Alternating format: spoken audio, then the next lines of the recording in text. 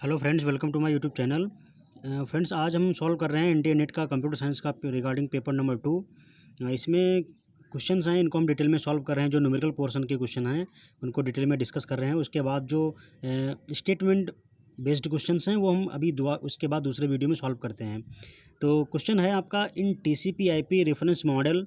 TCP/IP का means होता है ट्रांसफ़र कंट्रोल प्रोटोकॉल, या आप कह सकते हो ट्रांसमिशन कंट्रोल प्रोटोकॉल। ये आपका रेफरेंस मॉडल होता है। और फ्रेंड्स, IP का मतलब होता है इंटरनेट प्रोटोकॉल। ठीक है, IP आपका डिवाइसेस को आइडेंटिफाई करने के लिए यूज़ किया जाता है ऑन द नेट पे। ठीक है, मीन्स इंटरनेट पे कोई भी डिवाइस कब कनेक्ट है और उसको आइडेंटिफाई करने के पॉइंट ऑफ व्यू से हम IP यूज़ करते हैं। ठीक है, तो आपका जो TCP/IP मॉडल है इससे इसी से इंटरनेट आपका इम्प्लीमेंटेड है। तो TCP/IP reference model, the job of dash dash layer is to permit hosts to inject packets into network and travel them independently to the destination। तो फ्रेंड्स, ये आपका क्वेश्चन है। तो इसमें आपका पूछा जा रहा है कि इन TCP/IP reference model the job of which layer, किस लेयर की ये रिस्पॉन्सिबिलिटी होती है कि आपका पैकेट होस्ट की जिम्मेदारी होती है कि पैकेट को इंजेक्ट करता है ताकि वो इंडिपेंडेंट डेस्टिनेशन के वे में ट्रेवल कर सके। तो ये फ्रेंड्स आपका होता है होस्ट टू नेटवर्क लेयर। ठीक है, तो आपकी जो TCP/IP रेफरेंस मॉडल में क्या होता है, आपका डेटा लिंक लेयर और फिजिकल लेयर कंबाइन होके होस्ट टू नेटवर्क लेयर बनाती हैं। और दोस्तों, इसी लेयर की जो रिस्पॉन्सिबिलिटी होती है कि उस डेटा को इंडिपेंडेंट रूप से ट्रेवल करने के लिए पैकेट को इंजेक्ट करता है। ठीक है, आपका TCP और OSI रेफरेंस मॉडल में यही डिफरेंस है। OSI रेफरेंस मॉडल में 7 लेयर होती हैं, जबकि TCP/IP जो मॉडल आपका है रेफरेंस मॉडल, उसमें 4 लेयर होती हैं। Okay, session and presentation layers present होती हैं OSI मॉडल में, where as session and presentation layers are absent in TCP/IP model. Okay, next difference is TCP and OSI reference model is that there is a separate layer, physical and data link layer. Okay, but in case of TCP/IP reference model, data link layer and physical layer are combined and makes a layer which is known as host to network layer. Okay, तो दोस्तों आपका answer सही है, host to network layer, option number 4। ठीक है, next question आपका है .NET। आप C लैंग्वेज से रिलेट कर सकते हैं। ये क्वेश्चन कई आपका नेट के अलावा, नेट में तो पूछा ही गया है, इसके अलावा आपका केंद्रीय विद्यालय का एक जो एग्ज़ाम हुआ था उसमें पूछा गया था और काफ़ी इंपॉर्टेंट है। आप देख सकते हो, लिखा हुआ है, आपसे पूछा जा रहा है an attribute A of data type varchar और 20 दोस्तों इसका साइज़ दे रखा है। ठीक है, तो वेरिएबल टाइप का कैरेक्टर आपका है, उसकी जो लेंथ दे रखी है वो 20 है, हैज़ वैल्यू राम। ठीक है, and the attribute b of data type character, इसका साइज आपका 20, इसका भी दे रखा है, हैज़ वैल्यू सीता। ठीक है, तो दोस्तों वेर कैर आपका दे रखा है एक वेरिएबल जिसकी लेंथ 20 है और कैरेक्टर साइज का दे रखा है, उसकी लेंथ भी 20 है। ठीक है, तो वैर कैर को आपको असाइन है राम, एंड वैर आपका जो कैर केवल कैरेक्टर का 20 लिमिट साइज दे रखा है उसको असाइन है सीता। अब आपसे पूछ रहा है सीता इन ओरेकल का आपकी कोडिंग है, ओरेकल में पूछा जा रहा है the attribute a has dash dash memory spaces and attribute b has dash dash memory spaces. तो फ्रेंड्स, आपको ये ओरेकल की कोडिंग दे रखी है। ओरेकल में पूछा जा रहा है कि आपका वेरिएबल वेर कैर, एक आपका वेरिएबल दे रखा है जिसका जो साइज़ है वो 20 है। ठीक है, और इसको असाइन है फ्रेंड्स आपका राम। ठीक है, दूसरा दे रखा है एट्रीब्यूट बी जिसको डिफाइन कर रखा है कैरेक्टर 20, इसका भी साइज़ 20 है और इसको वैल्यू असाइंड है सीता। ठीक है, तो आपसे पूछा जा रहा है कि ए कितना मेमोरी स्पेस लेगा और बी आपका कितना मेमोरी स्पेस ऑक्यूपाई करेगा। तो फ्रेंड्स, हमेशा याद रखना, नोट डाउन पॉइंट है ये, जो वेर कैर का मतलब होता है वेरिएबल कैरेक्टर। ठीक है, तो फ्रेंड्स ये साइज़ तो इतना इसने डिफाइन कर रखा था, बट जितने कैरेक्टर यूज होंगे उतना ही डेटा स्टोर होगा, बाकी मेमोरी असाइन वो मेमोरी वेस्टेज नहीं होगी। But in case of character आपका डिफाइन कर रखा है 20, तो इसका मतलब है 20 मेमोरी स्पेस यूज होंगे, चाहे वैल्यू भले आपका 4 कैरेक्टर की असाइन की गई हो। ठीक है, तो ये बेसिक डिफरेंस है। ठीक है, आप समझ सकते हो कि जो वेरिएबल आपका वेरिएबल कैर है ये आपका डायनामिक मेमोरी एलोकेट करता है, जबकि सिर्फ कैर आपका क्या है, कैरेक्टर टाइप का दोस्तों ये वेरिएबल है वो आपका स्टैटिक एलोकेट कर लेता है, मेमोरी को पहले असाइन कर लेता है। ठीक है, तो मेमोरी ज़्यादा इसमें यूज होती है आपका सिर्फ कैरेक्टर डिफाइन करने में, इसलिए हम वेर कैर यूज करते हैं। क्लियर, ताकि मेमोरी वेस्टेज ना हो। तो फ्रेंड्स इसका आंसर क्या आएगा दोस्तों, ए में हमारी मेमोरी यूज होगी कितनी, 3 स्पेसेस। ठीक है, क्योंकि RAM 3 स्पेस 3 करेक्टर केवल हैं, और सीता में दोस्तों कितनी यूज होनी चाहिए थी, 4, जबकि यूज होनी चाहिए थी, बट ये करेक्टर टाइप का सिर्फ है वेरिएबल। अगर और वेरिएबल करेक्टर होता तो दोस्तों 4 यूज होता, तो इसीलिए ये कितना 20 स्पेसेस यूज कर लेगा। ठीक है, तो यहाँ पे मेमोरी वेस्टेज ज़्यादा होता है। तो ये बेसिक डिफरेंस है, याद रखना। इसलिए हम जब अच्छा प्रोग्रामर वही माना जाता है जब कोडिंग करते समय करेक्टर टाइप का वेरिएबल ना असाइन करके वेरिएबल करेक्टर यूज़ करे। ठीक है, ताकि उसको वैल्यू अगर उतना यूनिट ना दे पाए तो उतनी मेमोरी वेस्टेज ना हो। क्लियर, तो ये आपका डिफरेंस था फ्रेंड्स। इसकी लिमिट थी वेरिएबल करेक्टर की 20 करेक्टर की, बट यहाँ पे 3 करेक्टर असाइन हुए, तो फ्रेंड्स इसमें 17 करेक्टर रिलीज हो गए। ठीक है, तो इसमें जो मेमोरी है वो सिर्फ 3 करेक्टर ही 3 स्पेस ही यूज होगी। But in case of character 20, इसमें दोस्तों 20 मेमोरी पहले से ही ऑक्यूपाई हो गया। अब आप यूज़र ने वैल्यू दे सिर्फ सीता SITA दिया, यानी 4 स्पेस। ठीक है, तो यहाँ मेमोरी जो है वो पूरी 20 स्पेस वेस्टेज होगी। ठीक है, क्लियर, ये डिफरेंस बेसिक है। नेक्स्ट क्वेश्चन आपका है नंबर सिस्टम से, आपका ऑक्टल नंबर दे रखा है 2357। ठीक है, इसको आपको कन्वर्ट करना है हेक्साडेसिमल में।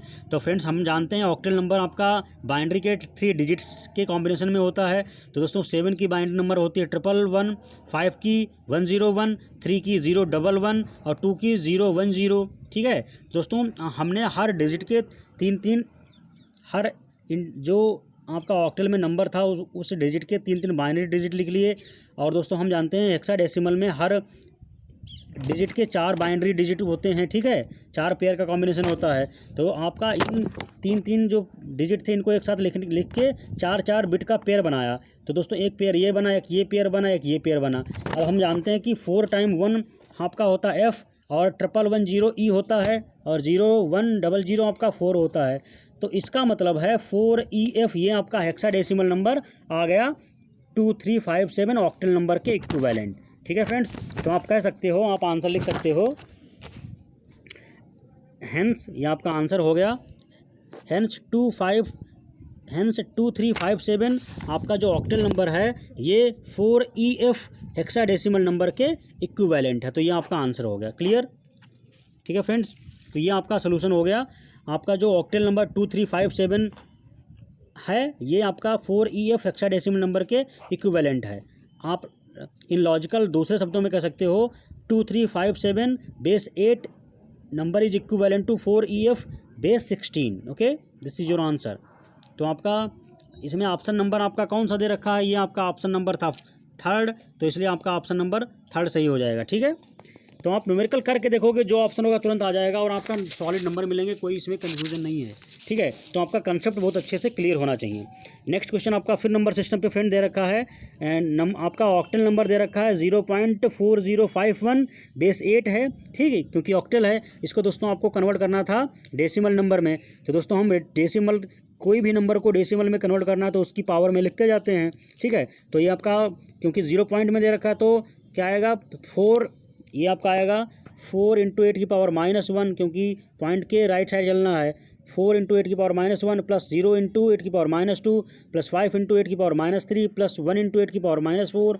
तो दोस्तों 4 × 8 की पावर -1 का मतलब है 4 डिवाइडेड बाई 8 की पावर 1 यानी 4/8 प्लस ये दोस्तों 0 × 8 की पावर -2, ये 0 हो गया पूरा टर्म। और उसके बाद दोस्तों आपका लिख रखा है 5 × 8 की पावर -3, इसका मतलब 5 डिवाइडेड बाई 8 की पावर 3। ठीक है, और प्लस 1 × 8 की पावर 4 का -4 का मतलब क्या है 1/8 की पावर 4। ठीक है फ्रेंड्स, तो हम देखते हैं 1/4/8 क्या होता है दोस्तों, 4/8 होता है आपका 1/2। ठीक है, तो 1/2 की वैल्यू कितनी होती है 0.5। तो फ्रेंड्स ये 0.5 हो गया, और आपका ये 0 हो गया था 0 × 8 की पावर -2, और 5/8 की पावर 3 ये आपकी वैल्यू लगभग आएगी 0.0 001 इस प्रकार की आएगी। तो फाइनल हम कैलकुलेट करते हैं इसकी वैल्यू, तो आपकी निकल के आती है 0.4051 आपका ऑक्टेल नंबर आता है 0.5100, इसके नियर अबाउट आपका आता है। और ये दोस्तों आपका ऑप्शन नंबर कौन सा दे रखा है, ये आपका ऑप्शन नंबर दे रखा है बी, तो इसलिए आपका ऑप्शन नंबर बी करेक्ट है। तो फ्रेंड्स आपका ये 0.4051 ऑक्टेल नंबर 0.51 डेसिमल नंबर के इक्विवेलेंट होता है। क्लियर? तो आपको आई होप समझ में आ गया होगा। तो फ्रेंड्स ये क्वेश्चन आपके इंपॉर्टेंट थे। अगला क्वेश्चन आपका डेटा स्ट्रक्चर से रिलेटेड है, इंपॉर्टेंट क्वेश्चन है, आपका 2 मार्क्स में पूछा जाता है। और ये क्वेश्चन कई बार गेट में भी पूछे जाते हैं, तो गेट के पॉइंट ऑफ व्यू से भी क्वेश्चन बहुत इंपॉर्टेंट है। तो अगला फ्रेंड्स क्वेश्चन बहुत इंपॉर्टेंट है, आपसे पूछा जा रहा है suppose that we have numbers between 1 and 1000 in a binary search tree, यानी BST में नंबर्स हैं, and want to search for numbers 364। हम फ्रेंड 364 नंबर सर्च करना चाहते हैं, which of the following could not be sequence. तो इसमें पूछ रहा है कि आपका सीक्वेंस कौन सा नहीं होगा। तो फ्रेंड पहला दे रखा है 925, 221, 912, 245, 899, 259, 363, 364। तो दोस्तों हम BST बना के देखते हैं, इस सीक्वेंस से अगर बन गई तो सीक्वेंस है, नहीं बनी तो सीक्वेंस नहीं है। सिर्फ यही सोल्यूशन है इस प्रकार से। ठीक है, ये क्वेश्चन कई बार आपके गेट में पूछा गया है, तो इसके चांसेस ज़्यादा है कि डिफ़िकल्ट कॉम्पिटिटिव एग्जाम में ये क्वेश्चन पूछा जाता है। तो फ्रेंड सबसे पहले 925 आया आपका, इसको इंटर किया। उसके बाद 221 925 से छोटा है तो लेफ्ट में आएगा। उसके बाद 912 आपका 925 से छोटा है, 221 से बड़ा है तो राइट साइड बन जाएगा। उसके बाद दोस्तों 245 912 से छोटा है तो लेफ्ट में आएगा। अब दोस्तों आपका 899 245 से लार्जर है तो राइट साइड जाएगा। उसके बाद आपका 259 899 से लेस है तो लेफ्ट में आएगा। उसके बाद आपका है 363, आपका 259 से बड़ा है तो राइट साइड जाएगा। और 364 भी लार्जर है 363 से तो राइट साइड जाएगा। इसका मीन्स है ये सीक्वेंस आपका दोस्तों पॉसिबल है, और ये सीक्वेंस बन सकता है BST में। ठीक है, तो ऑप्शन नंबर ये तो करेक्ट हुआ। और आपसे पूछ रहा है कि इनकरेक्ट कौन सा है, याद रखना नॉट कुड बी सीक्वेंस। तो दोस्तों ये आपसे पूछ रहा है कि कौन सा नहीं बनेगा। ठीक है, तो ऑप्शन 1 तो बन जाएगा। ठीक है, अगला करके देखते हैं। अगला दे रखा 3 400, 388 220 267 387 382 279 364। तो फ्रेंड्स इसका BST बना के देखते हैं। सबसे पहला 3 आ गया, उसके बाद 400 3 का 3 से लार्जर है तो राइट चाइल्ड बनेगा। उसके बाद आपका 388 400 से लेस है तो आपका लेफ्ट चाइल्ड बनेगा। उसके बाद 220 388 से लेस है लेफ्ट चाइल्ड बनेगा। 267 आपका 220 से लार्जर है तो राइट चाइल्ड बन जाएगा। ठीक है फ्रेंड्स, उसके बाद 387 आपका 267 से लार्जर है तो राइट चाइल्ड बन जाएगा। फिर आपका 387 से 382 उसके बाद दे रखा है 382 आपका 387 से लेस है तो लेफ्ट साइड हो जाएगा।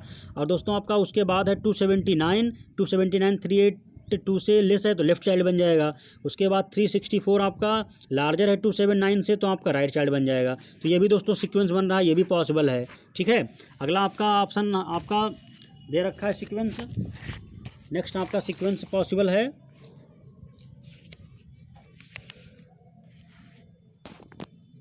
नेक्स्ट आपका दोस्तों सीक्वेंस दे रखा है थर्ड 926 203 912 241 913 246 364।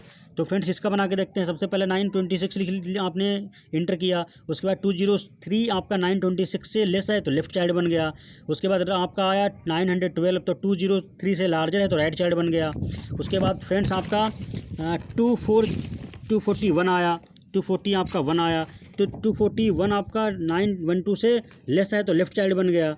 ठीक है, उसके बाद आपका दोस्तों 241 के बाद 913 आया तो आप देख लीजिए 913 है वो 912 से ही बड़ा है। ठीक है फ्रेंड्स, और सीक्वेंस आपका 241 के लेफ्ट या राइट में जाना चाहिए था। तो फ्रेंड्स आपका 913 BST के अकॉर्डिंग कहाँ जाएगा, 912 का राइट चाइल्ड बनेगा। और दोस्तों ये सीक्वेंस को ब्रेक कर रहा है। आपका 241 के बाद दोस्तों सीक्वेंस क्या था, या तो लेफ्ट चाइल्ड बने या राइट चाइल्ड बने। और जबकि ये दोस्तों क्या 913 912 से लार्जर है तो राइट चाइल्ड जाएगा 912 के। ठीक है, उसके बाद दोस्तों 913 के बाद आपका है 246, तो दोस्तों 246 912 से लेस है, 241 से लार्जर है, तो 241 का क्या बनेगा, राइट चाइल्ड बनेगा। अब 246 के बाद आपका 364, तो फ्रेंड्स 364 आपका 912 से लेस है, तो 241 से लार्जर है, 246 से भी लार्जर है, तो 364 आपका 246 के राइट चाइल्ड में राइट चाइल्ड बन जाएगा, राइट सब ट्री बन जाएगा। ठीक है, तो फ्रेंड्स ये आपका जो सीक्वेंस है ये अनसीक्वेंस है, ये सीक्वेंस फॉलो नहीं हो रहा है, ये 913 नोड आपका सीक्वेंस को डिसऑर्डर कर रहा है, तो ऑप्शन नंबर आपका 3rd करेक्ट है। ठीक है फ्रेंड्स, तो आपका यही पूछ रहा था कि कौन सा सीक्वेंस में नहीं है, तो option number 3rd is correct. तो फ्रेंड्स ये क्वेश्चन आपका यूजीसी नेट में पूछा गया है, गेट में 2 नंबर का क्वेश्चन पूछा गया है, तो ये कई कॉम्पिटिटिव एग्जाम के पॉइंट ऑफ से बहुत इंपॉर्टेंट है। तो इस प्रकार के क्वेश्चन की आप प्रैक्टिस कीजिए। कोई कन्फ्यूज़न हो तो आप कमेंट में लिखिए, मैं अब उस प्रकार की प्रॉब्लम को इमीडिएट शॉर्ट आउट करूँगा। ठीक है, और आपको वीडियो अच्छा लगा तो वीडियो को लाइक कीजिए, फ्रेंड्स को शेयर कीजिए, ताकि उन स्टूडेंट्स को बहुत इजीली कंसेप्ट क्लियर हो जाए जिनको किसी कॉम्पिटिटिव एग्ज़ाम की प्रिपरेशन करनी है या किसी यूनिवर्सिटी एग्ज़ाम के रिगार्डिंग उनको एग्ज़ाम देना है। और आप अगर न्यू यूज़र हैं तो चैनल को सब्सक्राइब कर देना और बेल आइकन को प्रेस करना, ताकि जब भी कभी कोई मैं वीडियो अपलोड करूं तो आपके पास इमीडिएट इन्फॉर्मेशन पहुंच जाए। ठीक है, तब ताकि आप इस प्रकार के क्वेश्चन सॉल्व अच्छे से कर सकें फ्रेंड्स। और इस वीडियो को आप पॉज करके नोट डाउन करना, इस प्रकार के क्वेश्चन की खूब प्रैक्टिस करना, इससे आपकी प्रिपरेशन बहुत अच्छी बूस्ट होगी। ठीक है, तो फ्रेंड्स मिलते हैं नए वीडियो के साथ, तब तक के लिए थैंक यू।